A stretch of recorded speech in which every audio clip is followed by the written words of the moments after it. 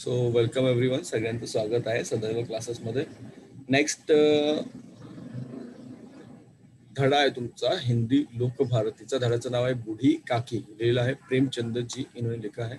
इनका जन्म हुआ था 1880 लम्हे उत्तर प्रदेश, 1936 वाराणसी उत्तर प्रदेशमध्ये मृत्यू. प्रेमचंद खूप महान असे एक लेखक होऊन गेलेत. तर यांनी काय सांगितलंय, हा जो काही धडा आहे या धड्यामध्ये त्यांनी काय सांगितलेलं आहे. प्रस्तुत कहानी के माध्यम से प्रेमचंद जी ने समाज में व्याप्त वादा खिलाफी, वृद्धों के प्रति तिरस्कार की भावना पर जोरदार प्रहार किया है.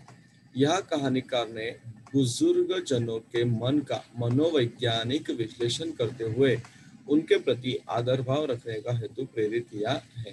तर त्यांचं म्हणणं असं आहे की समाजामध्ये वृद्ध माणसं असतात, म्हातारे माणसं असतात. तर त्या माणसांना, हे जे काही माणसं आहेत, म्हातारे माणसं, वृद्ध माणसं आहेत, त्यांना सुद्धा आपण सन्मानाने वागवलं पाहिजे.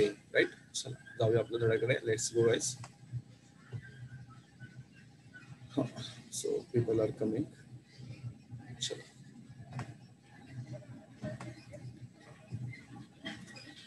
काय धड्याचं नाव बूढ़ी काकी. तो बुढ़ापा बहुधा बचपन का पुनरागमन हुआ करता है. बुढ़ापा क्या है? तो बुढ़ापा आपको बहुत बार पता होगा कि बुढ़ापे में बूढ़े लोग बचपन, जैसे बचपन में छोटे बच्चे होते हैं वैसे क्या करते हैं, वैसे ही वो उनका जो कार्य होता है उसी तरह से होता है जैसे छोटे बच्चे हैं. तो बूढ़ी काकी के जीवा स्वाद के सिवा और कोई चेष्टा शेष न थी और न अपने कष्टों की ओर आकर्षित करने के लिए रोने के अतिरिक्त कोई दूसरा सहारा. समस्त इंद्रियां, नेत्र, हाथ और पैर जवाब दे चुके थे. पृथ्वी पर पड़ी रहती और घर वाले कोई बात उनकी इच्छा के प्रतिकूल करते, भोजन का समय टल जाता या उसका परिमाण पूर्ण न होता अथवा बाजार से कोई वस्तु आती और न मिलती तो ये रोने लगती. उनका रोना सिसकना साधारण रोना न था, वे गला फाड़ फाड़ कर रोती थी.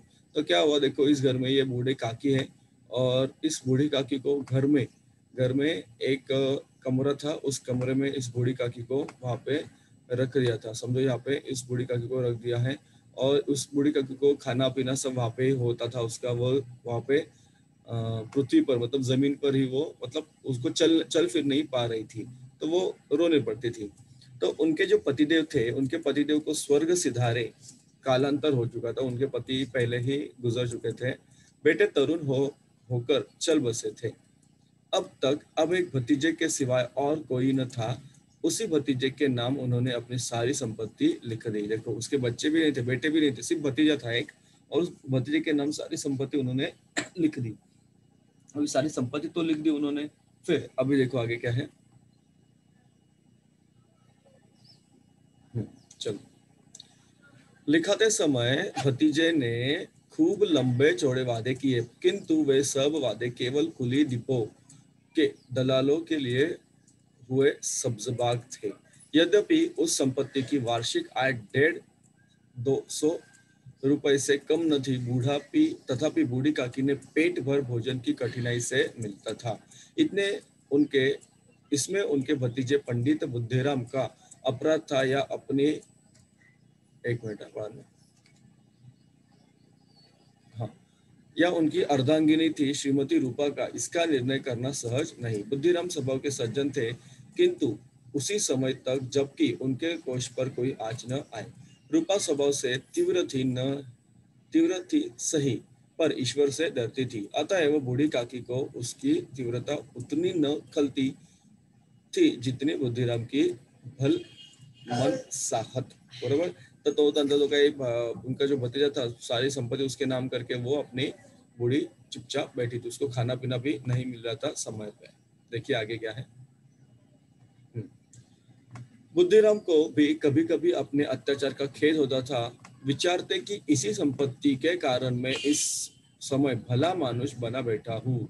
लड़कों को बुढ़ों से स्वाभाविक विद्वेष होता ही है, और फिर जब माता पिता का यह रंग देखते तो वे बूढ़ी काकी को और सताया करते. कोई चुटकी काटकर भागता, कोई उन पर पानी की कुल्ली कर देता. काकी चीख मारकर रोती. हाँ, काकी क्रोधातुर होकर बच्चों को गालियां देने लगती तो रूपा घटनास्थल पर आ पहुंचती। इस समय भय से काकी अपनी जीवा कृपाण का कदाचित भी प्रयोग करती थी। संपूर्ण परिवार में यदि काकी से किसी को अनुरोध था तो वह बुद्धिराम, बुद्धिराम क्या, उसके आगे देखिए, बुद्धिराम की एक छोटी लड़की थी, लाडली थी, छोटी लड़की लाडली थी, वह छोटी लाडली थी। लाडली अपने दोनों भाइयों के भय से अपने हिस्से की मिठाइयाँ चबैना बूढ़ी काकी के पास बैठकर खाया करती थी। यही उसका रक्षागार था। रात का समय था। बुद्धिराम के द्वार पर शहनाई बज रही थी और गांव के बच्चों का झुंड विस्मयपूर्ण नेत्रों से गाने का रसास्वादन कर रहा था। चार पाइयों पर मेहमान विश्राम कर रहे थे तो एक अंग्रेजी पढ़े हुए नवयुवक इन व्यवहारों से उदासीन थे। वे इस गवार मंडली में बोलना अथवा सम्मिलित होना अपनी प्रतिष्ठा के बिल्कुल प्रतिकूल समझते थे। आज क्या हुआ, तो आज जो बुद्धिराम है ना, बुद्धिराम, उसके बड़े लड़के मुखराम का तिलक आया था। यह उसी का उत्सव था। घर के भीतर स्त्रियां गा रही थी और रूपा मेहमानों के लिए भोजन का प्रबंध करने में व्यस्त थी। पट्टियों पर भट्टियों पर कड़ाह चढ़ रहे थे। एक में पुड़िया कचौड़ियां निकल रही थी, दूसरे में पकवान बन रहे थे, अन्य पकवान। एक बड़े हंडे में मसालेदार तरकारी पक रही थी, तरकारी मतलब भाजी। घी और मसाले की क्षुधावर्धक सुगंध चारों ओर फैली हुई थी। बूढ़ी काकी अपनी कोठरी में शोक में विचार करती भांति बैठी हुई थी। यह स्वाद मिश्रित सुगंध उन्हें बेचैन कर रही थी। आह, कैसी सुगंध है! अब मुझे कौन पूछता है, जब रोटियों ही के लाले पड़े हैं, तब ऐसे भाग्य कहा कि भरपूर पुड़िया मिले। यह विचार कर उन्हें रोना आया। कलेजे में हुक से उठने लगी, परंतु रूपा के भय से उन्होंने फिर मौन धारण कर लिया। तिला वाटलं की आपल्याला कोणते खावं, तिला वाटलं की मला कोणतरी आणून द्यावं, मी खावं, पण तिला प्रश्न पडला की मला कोण देईल की नाही। आणि तिची जी काही ती रूपा होती त्या ठिकाणी, हा भतीजे की जो लड़की थी, उसके भय से उसने कुछ आगे कहा ही नहीं। फूल हम फूल हम घर में भी सूंघ सकते हैं, परंतु वाटिका में कुछ और बात होती है। इस प्रकार निर्णय करके बूढ़ी काकी हाथों के बल सरकती हुई बड़ी कठिनाई में चौखट से उतरी और धीरे धीरे रेंगती हुई कड़ा के पास आ बैठी। रूपा उस समय कार्यभार से उद्विग्न हो रही थी। कभी इस कोठे में जाती, कभी उस कोठे में, कभी कढ़ा के पास आती, कभी भंडार में जाती। किसी ने बाहर से आकर कहा, महाराज ठंडाई मांग रहे हैं। ठंडाई देने लगी। आदमी ने आकर पूछा, अभी भोजन तैयार होने में कितना विलंब है, जरा ढोल मंजीरा उतार दो। बेचारी अकेली स्त्री दौड़ते दौड़ते व्याकुल हो रही थी, झुंझलाती थी, कुड़ती थी, परंतु क्रोध प्रकट करने का भी अवसर न पाती थी। भय होता कहीं पड़ोसी ने यह न कहने लगे कि इतने में उबल पड़ी। प्यास से स्वयं कंठ सूख रहा था, गर्मी के मारे फूकी जाती थी, परंतु इतना अवकाश भी नहीं था कि जरा पानी पी ले अथवा पंखा लेकर जले। यह भी खटका था कि जरा आग झाटी और चीजों की लूट मची। तर तिच्या घरामध्ये कार्यक्रम चालला असल्यामुळे तिला अनेक प्रश्न पडले होते। ती बिचारी सगळं धावपळ करत होती। इसी अवस्था में उसने बूढ़ी को देखा। बूढ़ी काकी को कड़ा के पास बैठा देखा तो चल गई। क्रोध न रुक सका, वह बूढ़ी काकी पर झपटी और उन्हें दोनों हाथों से झटक कर बोली, ऐसे पेट में आग लगे, पेट है या भाड़? कोठरी में बैठते हुए क्या दम घुटता था? अभी मेहमानों ने नहीं खाया, भगवान को भोग नहीं लगा, तब तक धैर्य न हो सका। आकर छाती पर सवार हो गई। इतना ठूसती है, न जाने कहाँ भस्म हो जाता है। तिलक बोला लागली, किती खाते, काय खाते, वगैरह वगैरह। भला चाहती हो तो जाकर कोठरी में बैठो, जब घर के लोग खाने लगेंगे तब तुम्हें भी मिलेगा। तुम कोई देवी नहीं हो कि चाहे किसी के मुंह में पानी न आए, परंतु तुम्हारी पूजा पहले ही हो जाए। बूढ़ी काकी अपनी कोठरी में जाकर पश्चाताप कर रही थी कि मैं कहाँ पहुंच गई, ये सब वो सोच रही थी। रूपा पर क्रोध नहीं था, उन्हें रूपा पर क्रोध नहीं था, अपनी जल्दबाजी पर दुख था। सच ही तो है, जब तक लोग भोजन न कर चुकेंगे, घर वाले कैसे खाएंगे?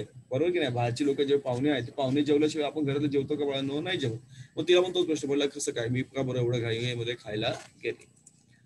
मुझसे इतनी देर भी न रहा गया, सबके सामने पानी उतर गया। अब जब तक कोई बुलाने न आएगा नहीं जाऊंगी। मन ही मन इसी प्रकार का विचार करते हुए बुलाने की प्रतीक्षा करने लगी। उन्हें एक एक पल एक एक युग के समान मालूम होता था। धीरे धीरे एक गीत गुनगुनाने लगी। उन्हें मालूम था कि मुझे गाते देर हो गई। क्या इतनी देर तक लोग भोजन कर ही रहे होंगे? किसी की आवाज नहीं सुना देती। अवश्य ही लोग खा पीकर चले गए। मुझे कोई बुलाने नहीं आया। रूपा चिढ़ गई है। रूपा क्या है? रूपा चिढ़ गई होगी। क्या जाने न बुलाए, सोचती हो कि आप ही आएगी। वह कोई मेहमान तो नहीं जो उन्हें बुलाने जाऊं। बूढ़ी काकी चलने के लिए तैयार हुई, यह विश्वास कि 1 मिनट में पुड़िया और मसालेदार तरकारियां सामने आएंगी। उनकी स्वादेंद्रियों को गुदगुदाने लगा। उन्होंने मन में तरह तरह के मंसूबे बांधे। पहले तरकारी से पुड़िया खाऊंगी, फिर क्या खाऊंगी? दही खाऊंगी, शक्कर से कचौड़ी या रायते के साथ मजेदार मालूम होगी। चाहे कोई बुरा माने चाहे भला, मैं तो मांग मांग कर खाऊंगी। लोग यही ना कहेंगे कि इन्हें विचार नहीं। कहा करे, इतने दिन के बाद पुड़िया मिल रही है तो मुंह झूठा करके थोडे ही उठ जाऊंगी। मतलब पूरा पेट भर के खाऊंगी असं ती सांगत होते. सर्व आपल्या स्वतःच्या मनाशी बोलत आहे. मेहमान मंडली अभी बैठी हुई थी। कोई खाकर उंगलियां चाटता था, कोई तिरछी नेत्रों से देखता था कि और लोग अभी खा रहे हैं या नहीं। कोई इस चिंता में था कि पत्तल पर पुड़िया छूटी जाती है कि नहीं, किसी तरह इन्हें भीतर रख लेता। कोई दही खाकर जीभ चटकारता था, परंतु दूसरा दोना मांगते संकोच करता था कि इतने में बूढ़ी काकी रेंगती हुई उनके बीच में जा पहुंची। कई आदमी चौंककर खड़े हुए, पुकारने लगे, अरे यह बुढ़िया! आता ती म्हातारी कोण आहे ते काही लोकांना माहित पण नसेल. यह बुढ़िया कौन है? यह कहाँ से आई? देखो, किसी को छू न दे. असं त्या काही लोक म्हणायला लागले. पंडित बुद्धिराम काकी को देखते ही क्रोध से तिलमिला गए। पुड़ियों का थाल लिए खड़े थे, थाल को जमीन पर पटक दिया और जिस प्रकार हृदय महाजन ने अपने किसी बेईमान और भगोड़े कर्जदार को देखते ही झपट कर उसका टेटुआ पकड़ लेता है, उसी तरह लपक उन्हें अंधेरी कोठरी में धम से पटक दिया। आशा रूपी वाटिका लू के एक झोंके में नष्ट विनष्ट हो गई। मेहमानों ने भोजन किया, घर वालों ने भोजन किया, परंतु बूढ़ी काकी को किसी ने नहीं पूछा। बुद्धिराम और रूपा दोनों ही बूढ़ी काकी को उनकी निर्लज्जता के लिए दंड देने का निश्चय कर चुके थे। उनके बुढ़ापे पर, दीनता पर, हतक ज्ञान पर किसी को करुणा न आई थी। अकेली लाडली उनके लिए कुढ़ रही थी। लाडली को काकी से अत्यंत प्रेम था। बेचारी भोली लड़की थी। बाल विनोद और चंचलता की उसमें गंध तक न थी। दोनों बार जब उसके माता पिता ने काकी को निर्दयता से घसीटा तो लाडली का हृदय ऐंठ कर रह गया। वह झुंझली रही थी, और यह लोग काकी को क्यों बहुत सी पूड़ियां नहीं देते। उसने अपने हिस्से की पूड़ियां बिल्कुल न खाई थी। अपनी पूड़ियों की पिटारी अपनी गुड़ियों की पिटारी में बंद कर रखी थी। उन पूड़ियों को काकी के पास ले जाना चाहती थी। कौन? वो छोटी लाडली। उसका हृदय अधीर हो रहा था। बूढ़ी काकी मेरी बात सुनते ही उठ बैठेंगी, पुड़िया देखकर कैसी प्रसन्न होगी, मुझे खूब प्यार करेगी। रात के 11 बज गए थे। रूपा आंगन में पड़ी सो रही थी। थक गए थे ना बेचारे। लाडली की आंखों में नींद न आती थी। काकी को पुड़िया खिलाने की खुशी उसे सोने न देती। उसने पुड़ियों की पिटारी सामने ही रखी थी। जब विश्वास हो गया कि अम्मा सो रही है, तो अपनी पिटारी उठाई और बूढ़ी काकी की ओर कोठरी की ओर चली। सहसा कानों में आवाज आई, काकी पुड़िया में उठो, मैं पुड़िया लाई हूँ। काकी ने लाडली की बोली पहचानी। चटपट उठ बैठी, दोनों हाथों से लाडली को टटोला और उसे गोद में बैठा लिया। लाडली ने पुड़िया निकाल कर दी। तेवढा उशीर झाला तेव्हा ते बिचारे काकीने खाल्लं आणि ती घेऊन गेली मुली म्हणून। काकी ने पूछा, क्या तुम्हारी अम्मा ने दी है? नहीं, यह मेरे हिस्से की है। काकी पुड़ियों पर टूट पड़ी। 5 मिनट में पिटारी खाली हो गई। लाडली ने पूछा, काकी पेट भर गया आपका? क्या पूछा? काकी आपका पेट भर गया? जैसे थोड़ी सी वर्षा ठंडक के स्थान पर और भी गर्मी पैदा कर देती है, उसी भांति इन थोड़ी पुड़ियों ने काकी की क्षुधा और इच्छा, क्षुधा मुझे भूख, और तो उत्तेजित कर दिया था। बोली, नहीं बेटी, जाकर अम्मा से और मांग लाओ। लाडली ने कहा, अम्मा सोती है, जगाऊंगी तो मारेगी। काकी ने पिटारी को फिर टटोला। उसमें कुछ खुरचन गिरे थे, उन्हें निकालकर वो खा गई। बार बार होठ चाटती, चरखारे बरती थी। हृदय महसूस रहा था कि पुड़िया कैसे पाऊं। संतोष से तू जब टूट जाता है तब इच्छा का भाव अपरिमित हो जाता है। मत वालों को मद का स्मरण करना उन्हें मदांध बनाता है। काके का अधीर मन इच्छा के प्रबल प्रवाह में बह गया। उचित और अनुचित का विचार जाता रहा। वे कुछ देर तक उस इच्छा को रोकती रही और लाडली से बोली, मेरा हाथ पकड़कर वहां ले चलो जहाँ मेहमानों ने बैठकर भोजन किया है। लाडली उनका अभिप्राय समझ न सकी। उनके काकी का हाथ पकड़ा उसने काकी का हाथ पकड़ा और ले जाकर झूठे पत्तलों के पास बैठा दिया।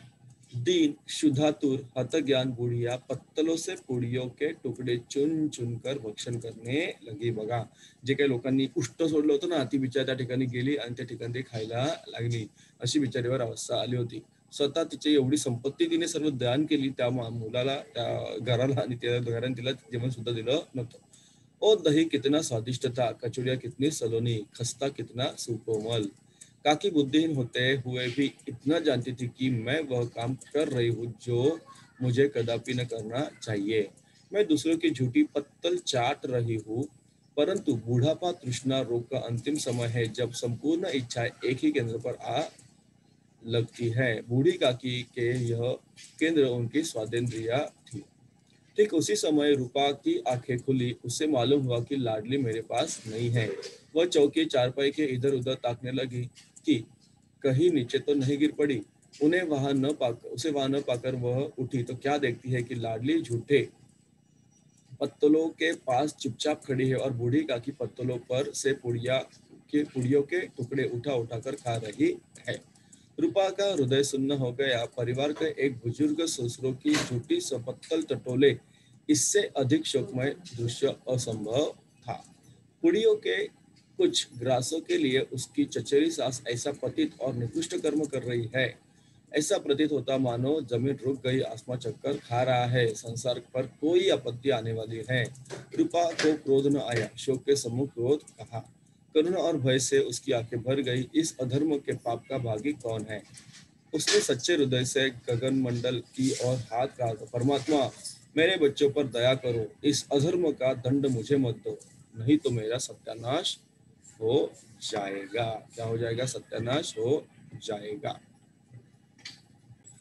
रूपा को अपनी स्वार्थपरता और अन्याय इस प्रकार प्रत्यक्ष रूप में कभी न दिख पड़े. वह सोचने लगी, हाय कितनी निर्दयी हूँ, कितनी जिसकी संपत्ति से मुझे 100 रुपया 200 रुपया वार्षिक आय हो रही है, मुझे कमाई, उसकी यह दुर्गति और मेरे कारण. हे दयामय भगवान, मुझसे बड़ी भारी चूक हुई, मुझे क्षमा करो. आज मेरे बेटे का तिलक था. सैकड़ों मनुष्य ने भोजन किया. मैं उनके इशारों की दासी बनी रही. अपने नाम के लिए सैकड़ों रुपए व्यय कर दिए, परंतु जिसकी बदौलत हजारों रुपए खाए, उसे इस उत्सव में भी भरपेट भोजन न दे सकी, केवल इसी कारण कि वह वृद्धा असहाय है. रूपा ने दिया जलाया, अपने भंडार का द्वार खोला और एक थाली में संपूर्ण सामग्रियां सजाकर बूढ़ी काकी की ओर चली. रूपा ने कंठा स्वरूप स्वर में कहा, काकी उठो, भोजन कर लो, मुझसे आज बड़ी भूल हुई. उसका बुरा न मानना. परमात्मा से प्रार्थना कर दो कि वह मेरा अपराध क्षमा कर दे.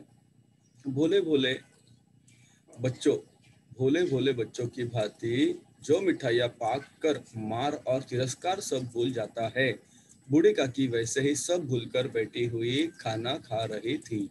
उनके एक एक रोए से सच्ची सदिच्छाएं निकल रही थी और रूपा बैठी उस स्वर्गीय दृश्य का आनंद लेने में निमग्न थी. 21 श्रेष्ठ कहानियां से उन्होंने यह लिया हुआ है.